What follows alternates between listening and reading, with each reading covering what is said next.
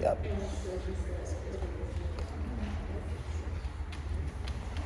All right. Hello, everyone. Thank you so much for attending this conference and also attending this panel in particular. So I am going to introduce our lovely panelists, and then we're going to just go ahead and kick off the session. So without further ado, so directly to my left, we have Gracie Rogers, they, she, he pronouns. MPH CHES, Carolina Aging Alliance Community Leader, UNC Chapel Hill Alumni Class of 2017 and 2020. Woo. Gracie is a queer scholar, artist, LGBTQ advocate, and public health researcher, and is proud to be an LGBTQ hero. Their community work and research centers on addressing the needs of older LGBTQ generations, fosters intergenerational connections in the LGBTQ community, and is guided by the legacy that comes before us. As an LGBTQ community advocate, they promote intergenerational organizing to offer peer support, deepen pride, and promote healing and healthy aging for all. And then to the left of Gracie, my left, not y'all's, is Sharon Kilpatrick, she, her, MPA, BCPA, Geriatric Care Manager, Carolina Aging Alliance Triangle Regional Director. Sharon has spent nearly 30 years in healthcare and gerontology and has served as director of a county aging program in Ohio, the legal guardian and executive director of a guardianship agency, and as a supervisor and clinical operations manager for senior and clinical services. She is currently in private practice and serves as the Triangle's regional director of the Carolina Aging Alliance. So I'm going to ask y'all to share your name, pronouns, and tell me your personal connection you have to LGBTQ aging. And I'm going to pass it to Gracie first. Hi, as you heard, my name is Gracie. Use she, they, or he pronouns. I have a deep connection to this work, and I definitely feel a lot of things full circle coming here, because really when I was a student at Chapel Hill is when I really started getting involved in the community and really organizations like Carolina Aging Alliance to connect with older adults. I actually during COVID worked with Equality in C, and at a time we were all really socially isolated, really thought about this and how this was going to impact our elders in the community and set up a friendly caller program. And I do want to share and uplift and also recognize that part of what brings me into this work is really is really wanting to connect with this community myself. And in that program, I set up and had a match with the caller, and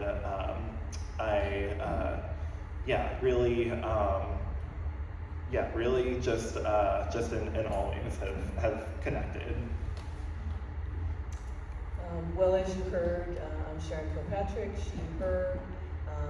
I'm aging, like everybody in the room. And as you can tell, most of my professional life has been with older adults in a whole variety of settings, from healthcare, critical care, to community-based services. And my involvement here in North Carolina goes back about 17 years ago. Got involved with what was Gay and Gray in Raleigh. And thankfully that name is around.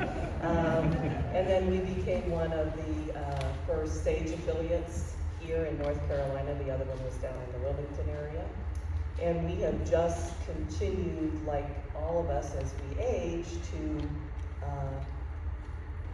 change into other things. So a few years ago, SAGE USA did away with the affiliate program. And so we are now a SAGE collab, and having to do that, we changed our name. So we are now 3 years into Carolina Aging Alliance, and geographically we cover an area pretty much from Winston-Salem over to Wilson and Fayetteville area. We have two very active groups in Greensboro and here in the Triangle. And I head that organization here in the Triangle, and Steve Stonecipher is our leader over in the Greensboro area. And this is just a really important discussion, and I'm really happy that we were invited to participate today. Thank you so much for being here. So for my first question, how are aging and caregiving unique or different in the LGBTQ community? Great question.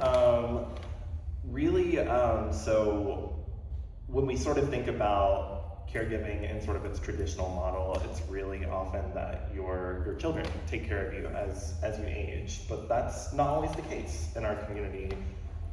Still for some it is, but caregiving really can lean more on chosen family, and really sort of look at different structures around that. But we do know, from the research that's been done in this area that older adults are more likely to be socially isolated, and we know social isolation is a predictor of so many negative health outcomes. So really one piece of that is reducing that social isolation, but also the importance too of sort of this idea around intergenerational networks to promote the health and aging for our elders in the community is really important and vital. Well, I think, and some of you were in the session in this room earlier, I think the biggest thing is that as older adults, and I am at the end of the baby boomer generation, so I was a blue sticker in the last session. I think that we've spent a lot of time in our community trailblazing. We have a lot of history behind us, and yet it's really, in a lot of ways, a very short history. In my work, I find it important to remind people that it was literally only 50 years ago that we would have been stigmatized with a mental health diagnosis. So we've come a long way, and we're facing a lot of challenges, and so we face all the challenges that everybody that's aging faces. We are not special, we are not exempted in any special way from those, but we have some additional challenges in our community. And I think one of those things that in my private practice today as a care manager, I don't specialize in our community, I serve everyone. But I think some of the stories that I've been privileged to share in the last few years tell our story very well. And I think that part of that is that where we choose to live, where we choose to receive services, changes as we age. And being proud of ourselves as we age gives us some special pause for thought. And I think one of the gentlemen that I worked with, when I started working with him, he was in his mid-70s, and he was looking at where he was going to age in place and where he was going to choose his geographic community. And we know here in North Carolina, we face that discussion a lot. And one of his conversations with me was, when I moved into neighborhoods or apartment complexes 25 years ago, I didn't really care what my neighbors thought of me, or if I put up certain signs in my yard, because he said I could run faster than them. He said, today I can't run that fast. So I think there's a feeling, it's not just about caregiving, it's just about a feeling of our own physical safety, and not being who we are, because it may just not be physically safe for us to be that anymore. And that's just living in our community writ large.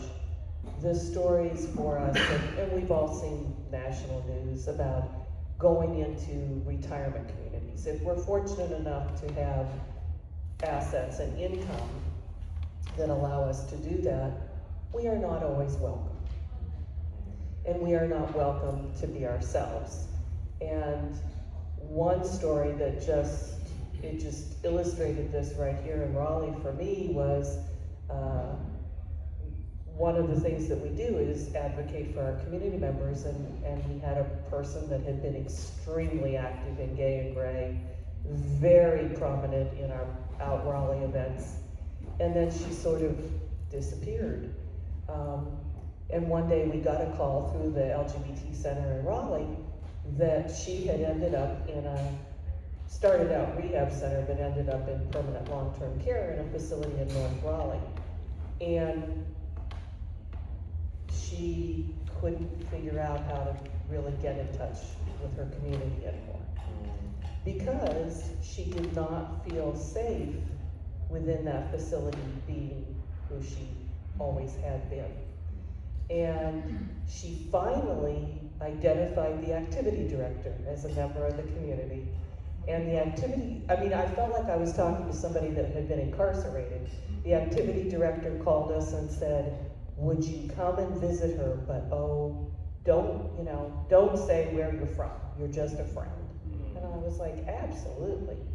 And so for the last 2 or 3 years of her life, we would go to visit, we could take her out, we brought her to events that she used to participate in, but she was so concerned that nobody at the facility knew who we were or why we were there.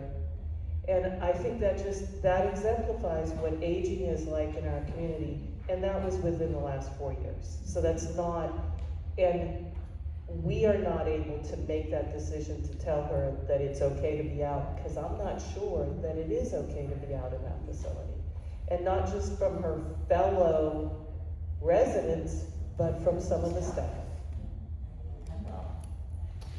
No, thank you for sharing that. I also wanted to say, we really remiss in saying too, something that's affected aging and this idea around caregiving and chosen family sort of stepping into that role with context of our history is a lost generation that we consider with HIV/AIDS, and understanding that there are so many so many folks who really lost those networks or that support, and also a lot of folks after that really became so much more isolated. So I think understanding that history and that context is important.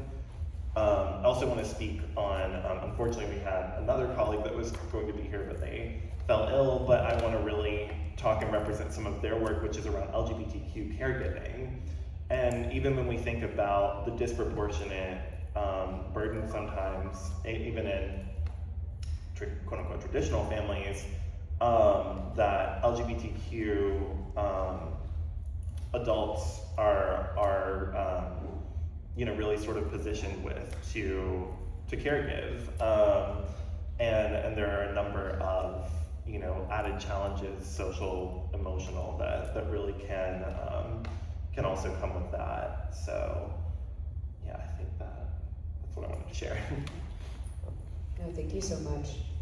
So the next question is, how is ageism impacting our older generations, and how can we as a community best address ageism? I think that the start is really connection. I think it's really important to have sort of a critical lens in thinking about this, of why are we disconnected? How have our generations been separated, and how has that really taken power from us? I really loved our last session in here that was really talking about transformative leadership and looking at that through a generational lens and perspective.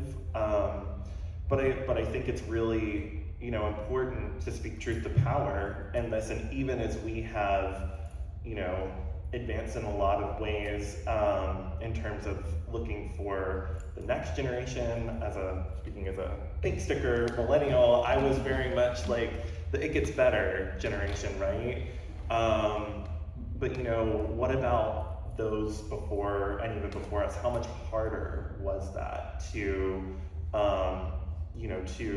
to live authentically, to have visibility? It's really honestly a miracle that we're here, and we're here because of our queer ancestors, which I love the way that you put that. We really come from that legacy. So I think just going on a little bit of a tangent, but going back to that idea, is that it's just really essential to connect, to understand those perspectives. But what I also wanted to say is this work is really underfunded, unsupported. There's only one NIH study that looks at LGBTQ aging. And to me, I think it's one of the greatest underrepresented issues in health equity and social justice, because we really do need to look and give back to that generation that's given back so much to us. Well, I think ageism, I think we only need to look at our national news here in this country. So again, as I say, our community is part of the aging community. So we have all of those preconceived ideas about what aging looks like. And despite all of those great advertisements of a decade ago about the new 50 and the new 60, and we really haven't progressed. And I think the ageism issues for us, and honestly being political, is the issues around Medicare and Medicaid and finances. There's a real problem in this country receiving even the basics of healthcare as you age. And what I see is that within our community, that is a huge issue, because especially for folks who identify as female, they did not often have the earning potentials during their lives. So a lot of our community is solely relying on Social Security. And that, trust me, is not doing it today. And the little 2.6 cost of living increase is not covering things. So when we talk about ageism, we're really talking about the ability to survive after you're no longer working. And I think ageism in some circles has become kind of a joke about, I'll use the Walmart greeter, but there's a reason that older adults are working until they're 85 years old, and that's survival. And so I think that, when we look at that within our own community, we have to realize that we have a privilege and a luxury that most of our community doesn't have. That it's not an option of choosing where you're going to live, or the type of health care you're going to have. And when we've been talking here in the last year and a half about, where we could relocate to feel safe out of this country, that's not a luxury that most of our community has. Right. So we have to build safety and security within our own community, within our own geography. So I think ageism has created an additional burden, especially in this last decade. Pensions have gone away. People that work for companies, and again, you heard I came from the Midwest. So we used to have steel and auto industries pensions, so people thought they had security. And a good portion of those pensions have totally disappeared. So people that thought they had an income in their retirement years no longer have that income. And that has created a huge problem for them. And that's why you see such a big influx. And I think that's honestly, as Gracie said, I think that's part of the generational piece. In the earlier session, we talked about it's hard for young graduates to find jobs. Well, it's not easy for people that are 65 plus that have to get back into the workforce. Yeah. One thing I also wanted to add to, I think this idea of ageism can really focus more on our differences than our similarities. And in this work in the community, what I've found, and even, thinking about the social progress and the visibility that has been made, folks who are, of an older generation are now experiencing some of the freedoms and the discoveries of that. In my work with Carolina Aging Alliance, I've met members of our community in their 60s, 70s, 80s that are coming out and living authentically. And it is so beautiful.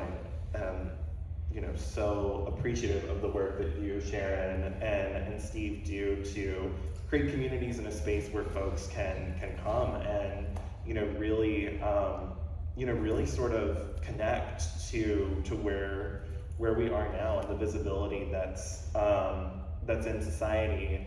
But I think it's also really important to understand that, these sort of shifts, this development, this, I always kind of put it like we, often as queer people, we come out, but we just kind of keep strutting. After we walk out of the closet, it's evolution.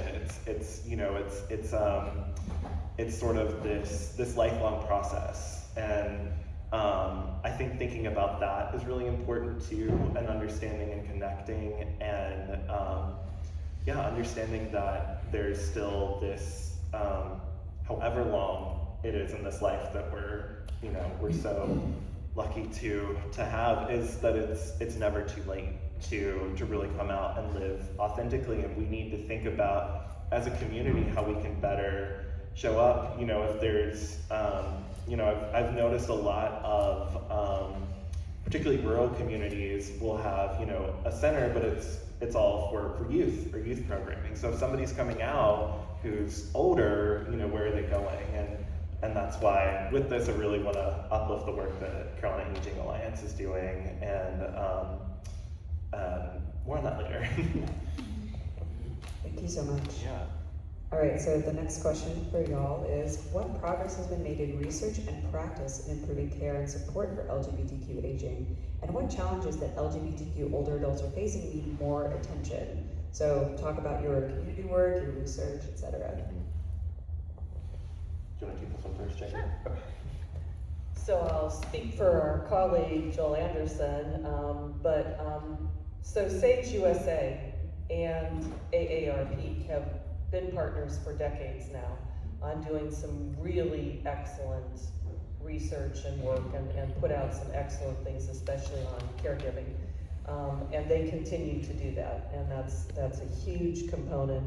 And I will say that we partner here in North Carolina with the AARP organizations, and they are continuing at a national level to do that groundbreaking work with our community. So we are very, very pleased that they are doing that, because for those of us in volunteer organizations here at the local level, that kind of work is extremely hard. Now, we do partner on an ongoing basis, and UNC has been one of our great partners across the state with doing all kinds of local studies, and thanks to graduate and postgraduate students like Gracie and many others over in the Greensboro area, we are doing a lot of work, and we do a lot of intergenerational work, so that's really important. I think the caregiving piece, which Joel is very active with, is that, and Gracie alluded to this, so there's all different types of caregiving. So our community, it's not just caregiving for members of our community and our partners, but it's caregiving for our aging parents. We're part of that sandwich generation.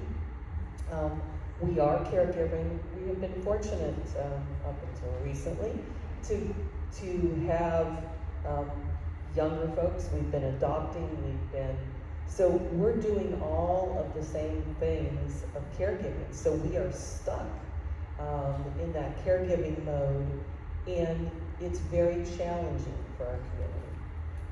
It's very challenging to be caregiving for family members, biological family members, that may not have always been the most supportive people in the world to us. But now they need us, and we are the ones that move back home, move back to that house, or bring them into our home, and are providing the daily feeding, bathing, transporting, doctor's appointments, emergency visits. And that's very, very challenging. And we are not only, just like many caregivers, not recognized, but also many times we're disparaged by the very people that we're caregiving for. We are not uplifted in that. So we are trying, partnering with AARP, SAGE, and then local organizations like Carolina Aging Alliance, to provide caregiver support for those folks, because that is very, very difficult. The other thing is educating the healthcare providers and older adult organizations on how our community needs to be supported and recognized. Again, when we're caring for a partner, many of our unions, look very different. There may be huge age discrepancies in those partnerships, even though people have been together for 30 plus years. And just like we talked about in the previous session in this room, people are used to us making assumptions. And again, I will say, I navigate with my clients home care, hospice, and end-of-life care. And I had one couple that there was a 38-year age difference. And the older partner was being admitted to hospice. And so we worked hard on finding a hospice that was LGBT friendly. And I thought we had achieved that.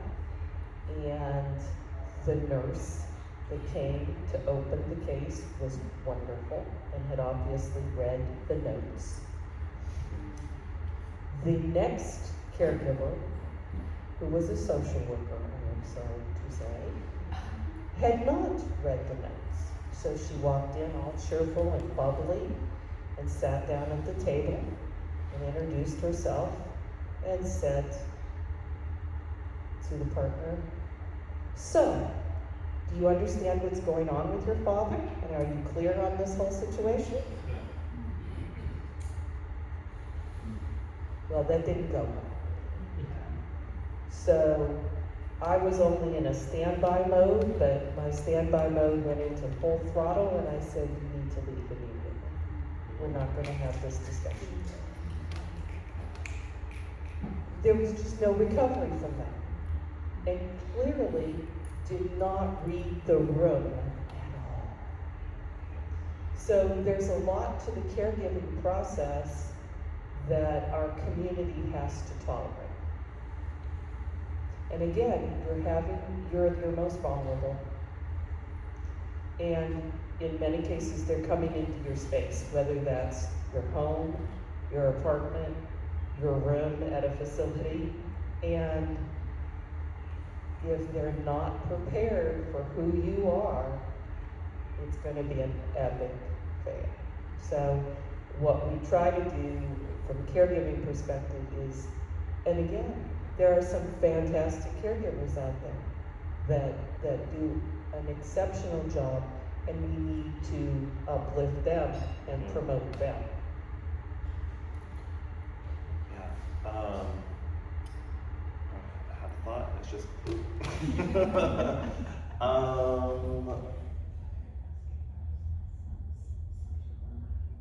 It'll come back to me. It's a lot of ground to cover. Yeah, it is. Now, I am not an expert at this. Do you say this? Gerontology. Gerontology. Oh, man, okay. Crushed it. So glad I got it right. Okay. So in gerontology, there is a phenomenon called, generativity? You got it. Can you guys tell that I got these like 10 minutes ago? Defined as one's commitment, so generativity, yes, okay. Defined as one's commitment to leaving a lasting legacy as they age. How does this idea relate to LGBTQ legacy, and how might this promote intergenerational community bonding? It's a great question. Oh, I remember now, much like the projector. My brain went to sleep. So if you haven't had enough QR codes, there will be some more. Yeah, we'll give you all some time to thank you. Give it up for the tech support.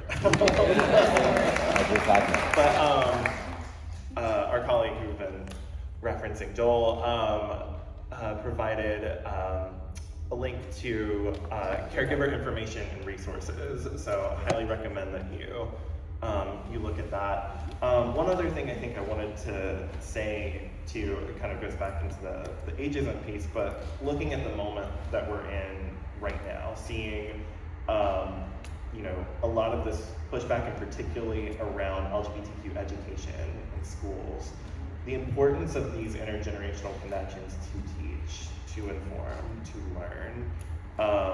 You know, I always call it my tar fields when I'm like back in Chapel Hill, but like really this is where I learned LGBTQ history, this is where I learned history around HIV, like none of that was taught. And you know, I think that it's important just to speak to truth to power, that's sort of separating those two things. But you know, I think we're in an interesting time now. Again, I think this is, as I expressed earlier, a much underrepresented issue, but that we, in terms of scholarship and really the community advocacy, you know, it's a new area. So students that are here or alumni in your own communities, I mean, you can really be the champion in this work. And, you know, just speaking, you know, as somebody who's been an advocate and with Carolina Aging Alliance now for years, I mean, it's really transformative. I can absolutely say it's been transformative to my own queer experience, and I hope that it could be for you as well. So, getting to the question around generativity, you know, this is a really interesting idea and concept in gerontology that sort of looks at this idea around legacy, and again, you know, sort of thinking of this in not the traditional sense of legacy as your family or your kids, but really what can you leave behind? What can you impart? And I think there's something that's so beautiful about that in this sort of intergenerational community and connection, and a lot of opportunity for sort of that idea, and understanding too that, you know, that it's, we look at you know, aging and end of life, but there's research shows us there's so much more you know, benefits to health and well-being with, you know, with this idea that you're contributing, that you're still a part of all of the community. So so I think, you know, just, you know, really you know, really sort of thinking about that and bringing in older generations into the work that we're doing and the work that we're creating for our futures. You know, it's important to think about them in the present. Well, I think when we talk about, I love the ancestor piece because I love storytelling, and I love, when I think about legacy, I think about, you know, our community, whatever we call it, has been around as long as there's history. So while we talk about our current community history, and it may not be identified for much longer than 70 or 80 years in this country as a proud history, and we, you know, look at things like Stonewall and that sort of thing, you know, we only need to look at all our world history and we find ourselves there. You just have to know how to read the clues and see it all. And that's in every culture. And that's why I'm so excited about the international concept, because every culture that you talk about, whether it's Latin or African, it's everywhere. And whether we call it Two-Spirit in this country, we have this phenomenal legacy to learn from. And how we learn in our community has really been through storytelling. It has been passed down from generation to generation to generation, because it wasn't safe to do it any other way. There's some very unique art pieces, whether it's sculpture or painting, that you can find our clues, but most of it is an oral history that has just been passed down. And so I think that continues to be our legacy of continuing to share, continuing to interact with one another. That's why it's so exciting to be on a college campus, That's why we're so excited as an organization that focuses on people 50 and older, to be interacting with our youth, not just because we need help with technology, but because we want to pass on our story. And it's not just my generation's story, it's all the stories that we learned and we heard. And like all of us in this room, I'm sure we've had someone in our lives from our community that has imparted something to us, and maybe they didn't even realize how important it was. They've shared stories from maybe when they were in World War II and what it was like for them. Women that were working in New York City and Boston, I've heard some phenomenal stories about what it was like in the 40s and the 50s for them. And so I think that's part of our legacy that we want to share, is continuing to make sure that those stories are held and honored and that we continue to tell them. So that's why, as I've lost individuals and they pass from this earthly realm, I try to hold their story. And when their story is relevant to where I am, I try to share that story, because that's how they continue to provide support to the community that was so vital to them. Yes. Thank you for sharing that. And I was going to share this at first, I got a little tongue-tied, but I do want to share and uplift my friend and mentor that really brought me into this work, you knew well, Neil Goodwin. And I think that this idea too of continuing legacy. But Neil was my when I created this taller program during the pandemic, we connected, and I think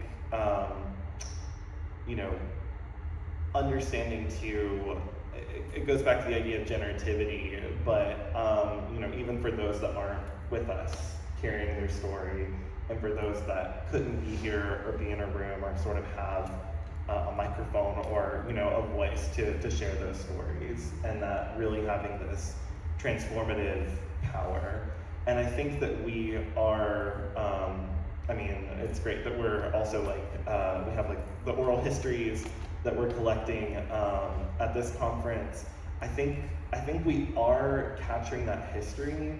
I think we need to think about how we share it and how we relate. And I feel like I'm now getting to an age where I see just how different and how things have moved in the world. And I think there's an idea too that because LGBTQ youth have grown up in a world that there's so much more visibility, there's online access to things, that they've got what they need and they know, but they don't. And there's a lot that's missing, and there's really nothing like, Sharon, what you were describing, somebody telling you their lived experience and their history and their story. So, the more that we can really bring in storytelling to the work that we're doing, I really think the greater impact that we're going to have. 100%. Can I share something really quick? Of course, I know, please. breaking format here. I had the great privilege to be a part of the Sage Connect program, which was a similar phone call program during the pandemic, and I was introduced to a wonderful woman named Rachel. And the reason that I bring her up, she and I have gotten very close, but she had an older brother, Howard, who passed during the AIDS crisis, and he himself was gay. And to be able to hear from her what it was like in that time, but also to be able to share how funny Howard was and what he got up to in going around in LA and having an amazing career as a music producer, just hearing these stories. So she's passed them on to me, and now I'm passing them on to you, and Howard is not going to be forgotten, and that brings a lot of joy to me, and it brings a lot of joy to Rachel, and that's just one small little piece of the puzzle, and how we share those stories, I think is so important. So, all right, disruption over. Okay, so finally, what is your call to action to attendees here who want to get involved and support older adults in the community? There might be some QR codes related to that. We'll see. There definitely are. But I really thank you for breaking form and no, sharing that. No, I think it's really important, and it almost kind of ties back to ageism a little bit too, that this idea of end of life, or this is, sad, or, we're thinking about mortality and these heavier things, but there's so much joy and so much beauty in this work, and so much to, really celebrate. I always think about that quote, that was, during the AIDS epidemic, these activists and, particularly young gay men that were losing friends and were attending funerals. I'm gonna butcher the quote, but basically the point of it is, we would do that and we would dance the night. We would still have this joy. And I think something, and even reflecting on this in like the research, it's really important to think about resilience in a different way, in a nuanced way. It's not just, you've had these hard experiences, how do you as an individual overcome them and rise above them? But how do we as communities make each other more resilient? How do we, sort of embody this idea of resilience as resistance too? And a lot of the community that's formed around that, which is really, what's so moving to me about this conference, is that, this roots back to 1976. So I think just thinking about that, joy as resistance and resilience is another important point. Oh, I have a captive audience, and I can make suggestions on what you can all do. That's I'm very right. excited. So there are so many opportunities for each and every one of you, and it's whatever is in your wheelhouse and what you're comfortable doing. Not everybody can go out and march in a pride event, nor should they.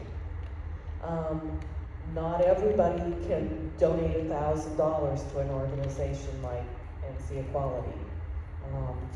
So you need to look at what your expertise is, and we all have special gifts. We all have expertise of things that we're good at. And you need to lean into those and find an area where our community needs that support. And I can make an endless list. And it takes, in today's world, when I started this, as I said, over a decade ago, I didn't think I would be saying how scary this was and how frightening. And again, I'm aging, so I know that's part of it.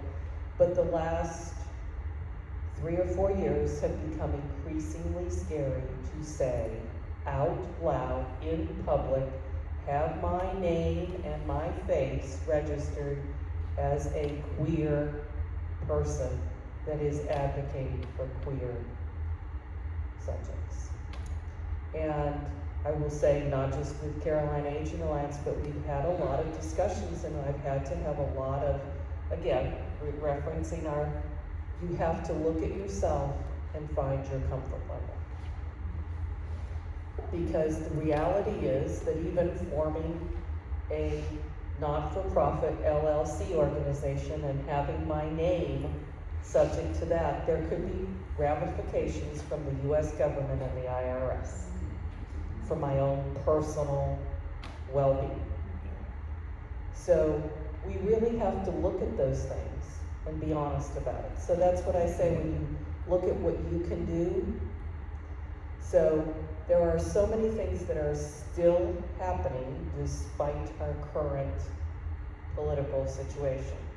And those are what bring me hope and joy. The city of Raleigh, not known as a bastion of liberalism, just finished a huge study last year on the architecture and sites in the city of Raleigh that have an LGBTQ history. And of course, we participated in that. We had focus groups. We did all of that. That's exciting. So there are still things, despite a lot of Joel's work. He had funding with grants and studies that were related to NIH, and they have been canceled. because they focused on diversity in our community. But he's found other avenues and he's able to continue, and we're continuing to participate in those. Just walking with people in healthcare systems. UNC has a big healthcare system. Advocating in those settings. Again, legally, there are so many stumbling blocks for us still in our community. And I encourage people to make sure that if you're in relationships that are important to you, that you have the legal documents, powers of attorney, that you can assist the people that you want to be able to assist. Because if you don't have those legal documents, they will prevent us from helping. We will be shut out. So there's so many opportunities at the micro and macro level that you can help. I think the biggest thing is, and I had people that had stood with us in Gay, Ray, and Sage, and the day after our most recent general election, I got a call. And the person said to me, Sharon, I can't do it anymore. I'm scared. I cannot participate with Caroline H. and Alice anymore. Remove my name from everything. Remove my picture. And I totally understood. I totally understood. And so, anybody that's watched us over the last few years knows that we scrubbed our website and our social media. And so we are very careful on what we post and what names are posted, because I don't want to put anyone in jeopardy. And we that are in leadership positions have made the decision that we're willing to step out of that. So how you can all support is, it's a daily, if you do nothing more than tell us that you're behind us quietly, that's enough. If you can come and help at a healthcare fair or a legal fair and make sure that people get their documents done, that's huge. If you're in a financial situation where you can donate $500, that's huge.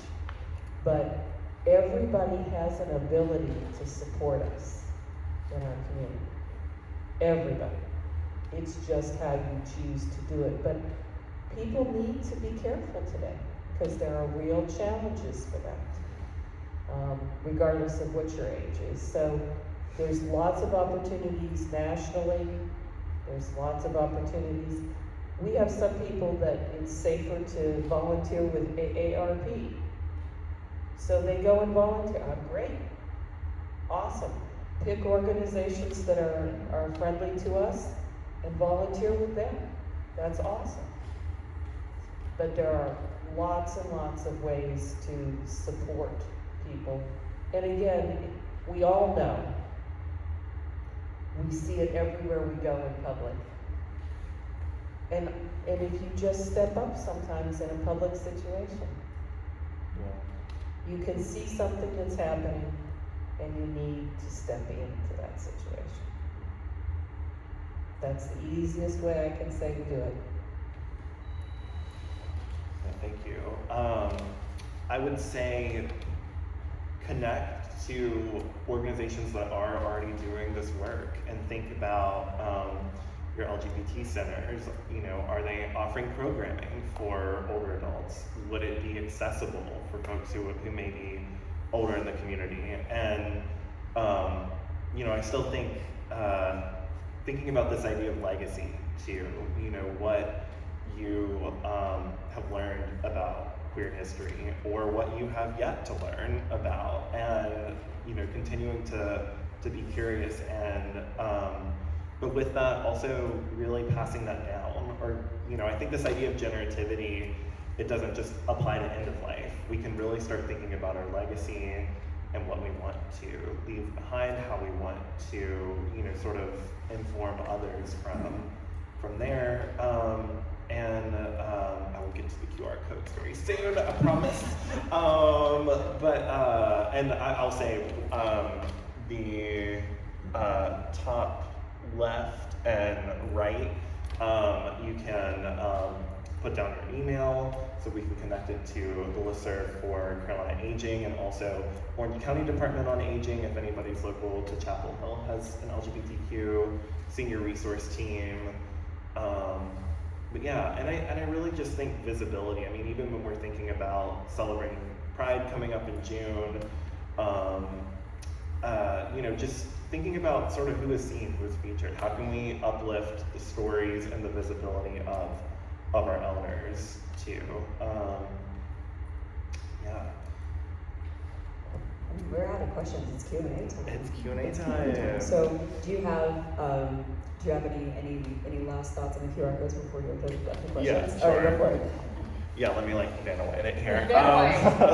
So yeah, so you can scan here for Carolina Aging Alliance. Here's we do have some studies in the works. So if you would like to be involved, you can sign up here. And then yeah, there's for the caregiver information and resources. And nothing's totally official yet, but there may be something really awesome that's going to be an intergenerational event coming in November. I just tease that. Right.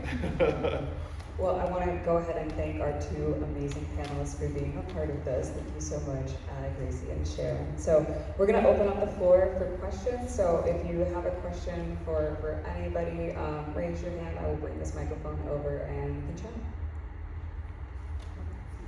Okay.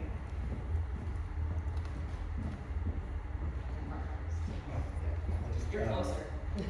No, you just get right up on it. Just right up on it. All right. Yeah. Well, thank you both for this. I think it's a really important conversation for our community to have because, now that I'm in my mid-50s, I'm realizing, oh, wait, we're not all just defined by youth. As much as we've always thought we were when we were that age, and often that's how our community presents as just defined by youth. And this, thank goodness, we're all aging, right? At least everyone here is aging. I just wanted to comment that to join AARP doesn't require you to be any particular age. Okay, so I think everybody, I joined it when my mother did, I was in my 20s. And when I was married here, I worked with the AARP a lot around community building and development, and so join, they're amazing. And then the planning part. And thank you for bringing up the document stuff. You cannot be too young. Well, you can't. You have to be less than 18. But if you're over 18, you need the documents. Yeah. You need a power of attorney. You need to designate a healthcare agent. You need to plan for the time when you're not able to make decisions for yourself. And if you don't think you're ever going to get there, my comment is always, I hope you die quickly. Because if you are in a situation where your life is at risk and you don't die, you might really be needing or have benefited from that advance plan. And that kind of thing can happen at any age. Please, as somebody who has to work with those individuals every day, who fail to plan, please plan now, and you can make those decisions. It doesn't matter how old, well, it doesn't have to be 18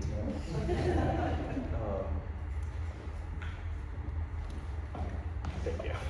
Thank you. I did also want to share that Carolina Aging Alliance has done a number of medical power of attorney education programs, which I'm not sure when the next one is offered, but click the QR code and it's going to be somewhere on our website. But thank you for that, Mark. That is really, really important, and something I think, particularly for our youth or young adults, I think we sometimes even struggle with that idea of looking toward our futures. And why? Probably because we don't see a lot of us represented in older age. So again, more importance to this work, but yeah, very, very essential to think about. And I'll just add that, yes, it is any age over 18, because again, in our community specifically, don't forget that our legal system designates, so it's your next of kin. So for young folks, it could be parents that may not be supportive, but that's who they're going to look to make your decisions. So, and then it can be siblings. So please, please, please, if you care about who's going to be speaking for you legally when you cannot speak for yourself, I've had those documents only because I was in critical care healthcare right out of college. And I saw what happened when people came to the emergency department. And I said, oh no. Because you saw parents that had been disengaged for years, that all of a sudden came in and not only determined medical care, but determined who could even see that person. So I was convinced from my 20s that that was not going to happen to me. So really, really important. I think we had another Yes. over Yes. here.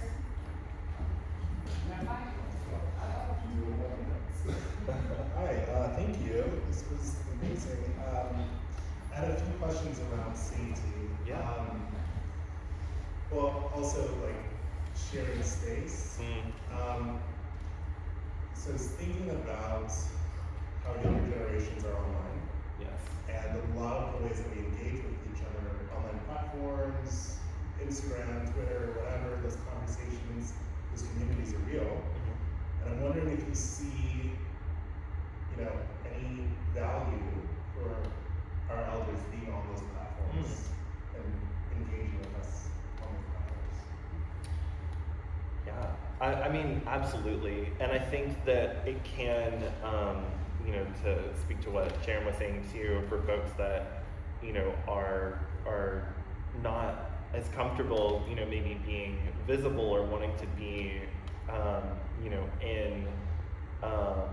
in more public settings around that, definitely. I think the challenge is that, of course, there's the generational divide with certain technology things, but that there's, but I do think that there's absolutely value in that. It would be amazing to find something that could, connect.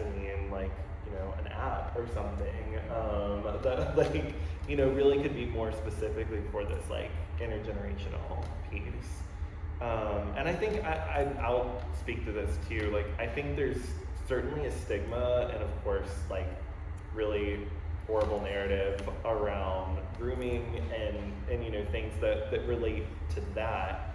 But I think a lot of those narratives too come from a space that want to separate, want to divide, and want to see, again, that there's an agenda and that there's this, but no, it's, we're seeking out our answers and seeking out community, and there should be space to do that, and space to do that in an online platform that, is really unique to that. And I'll just speak to that because I kind of referenced it. Yes, I think that the generations are interested in that. Honestly, we are technologically challenged, and we are, in some cases, financially challenged because, a lot of our folks, again, with the finances, we don't have the latest iPhone or Galaxy.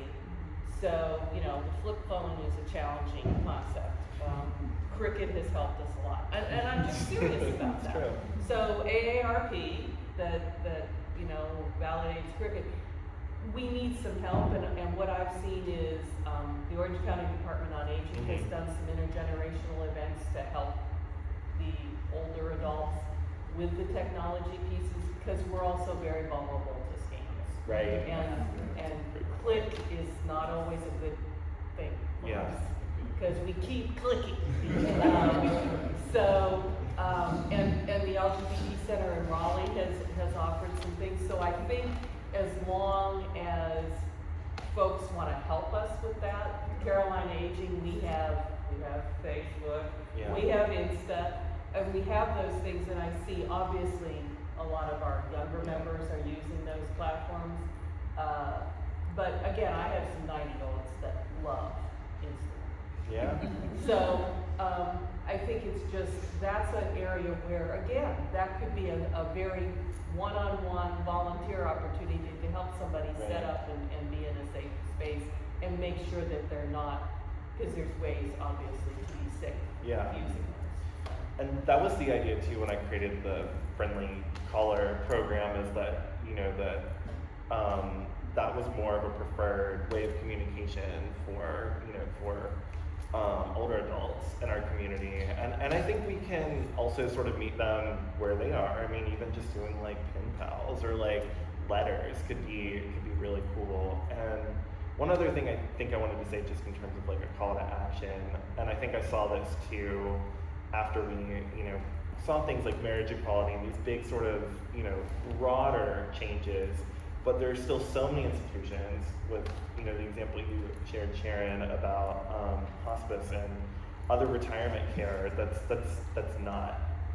really not anywhere near where, you know, where they need to be to address our needs. So I think another call to action is really looking at those organizations, institutions that are serving our community, but that just are not, you know, really are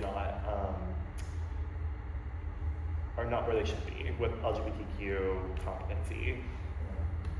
I have a follow-up question. Sure. A little less fun. That's a little less fun. Okay. But along the same lines of thinking about in-person engagements. Yeah. Just anecdotally, I think I've had a lot of interactions with like older gay men Yeah. in a shared space, like a bar or even in academia, Right. where I think my intention was community, Mm. but I was sort of devalued for my age or treated as an object, or they're like, your generation is like, and I think Yeah. I struggled to feel a connection, and I'm wondering, like, I mean, can you guys speak to some strategies for Yeah. overcoming that from both angles? Because Yeah. I kind of understand now that I'm getting older, but Yeah. now that I meet some younger folks, and I'm like, oh, okay, like it's probably a little hard to connect.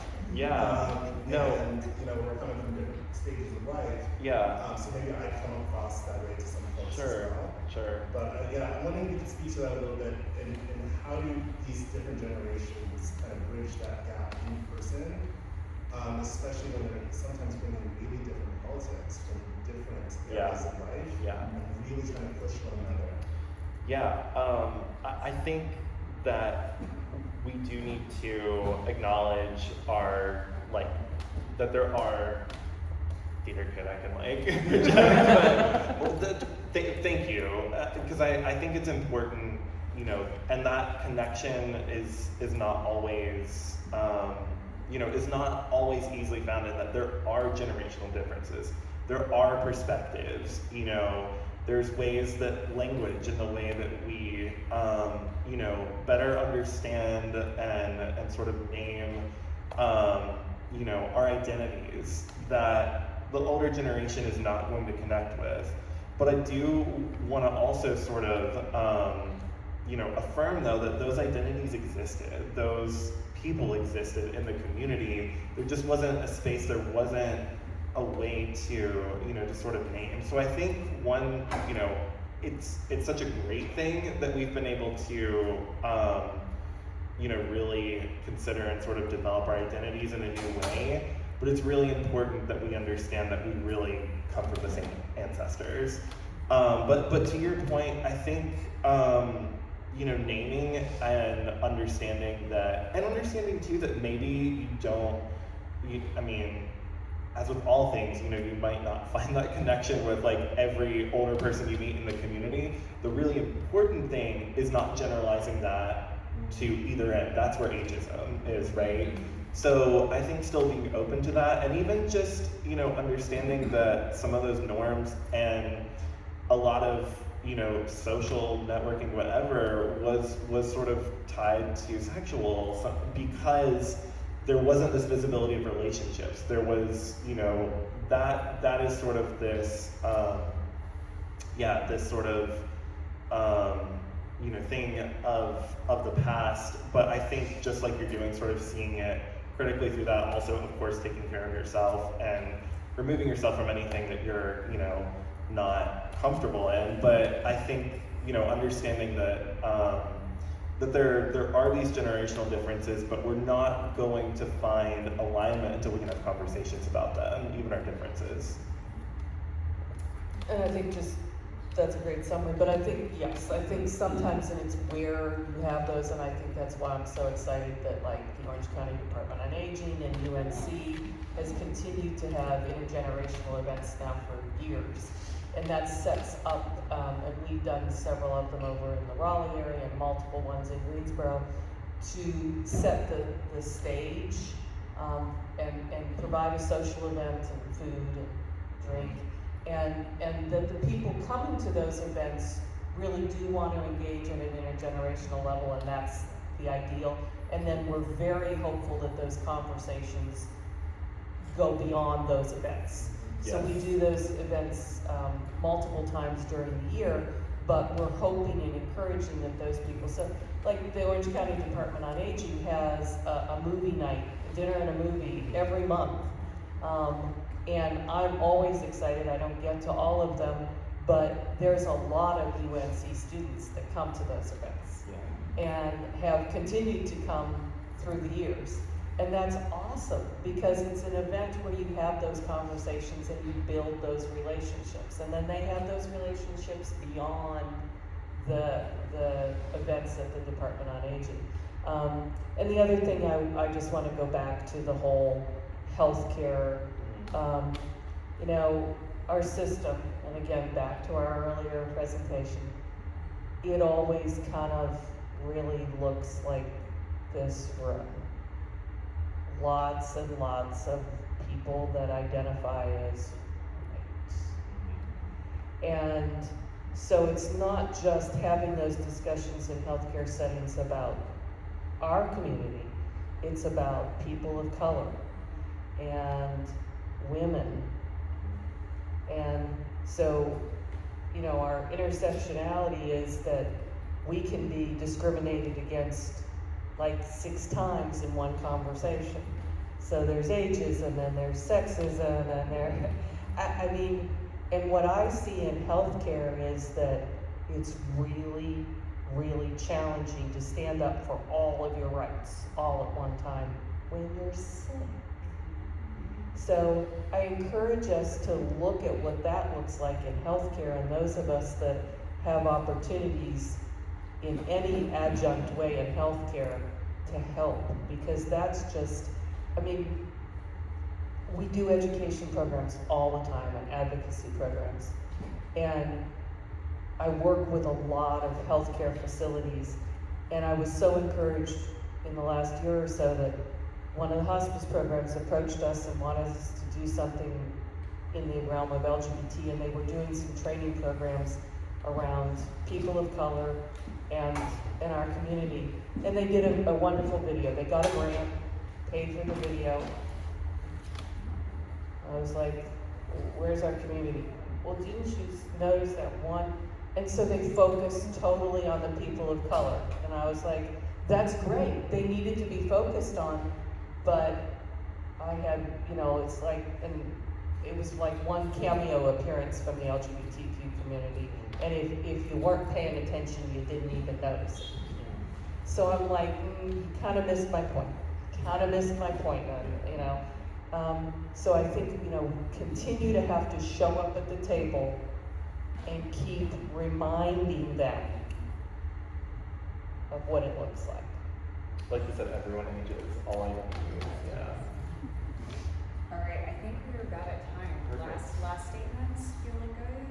Feel great. Great. But yes, definitely scan the QR codes. Scan those codes. I'd actually love to get a photo, like Oh, we just yeah. did for the last session. Sure. If anybody would like to, that was really lovely. Sounds good. Well, if you'd like to stay for the photo, please come up front, and we will be breaking for lunch, which will be right through the double doors are here on my left. And yeah, we'll see you all later. But yeah, please come up for a photo. And thank you again so much, Gracie, and sharing your being a part of us.